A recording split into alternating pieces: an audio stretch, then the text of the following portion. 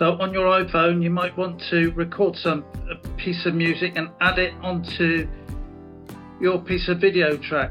So you add an overlay and then you select the music. So I'm going to show you here how you do that. If you go to the link up above, it will show you how to record on your iPhone the screen and whatever's playing on there. So if you've got a music track, just be aware of copyright.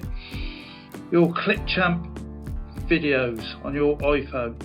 New bar, tap on the little triangle on the end if you haven't got it, and then tap on overlay, add overlay, select the video you want to overlay. You can then move the overlay around with your fingers. You can move the position of the overlay on the screen as well. So you can move the overlay on the top.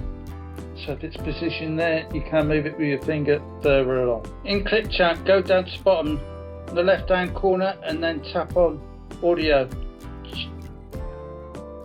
Then you've got the music menu. You can edit the music,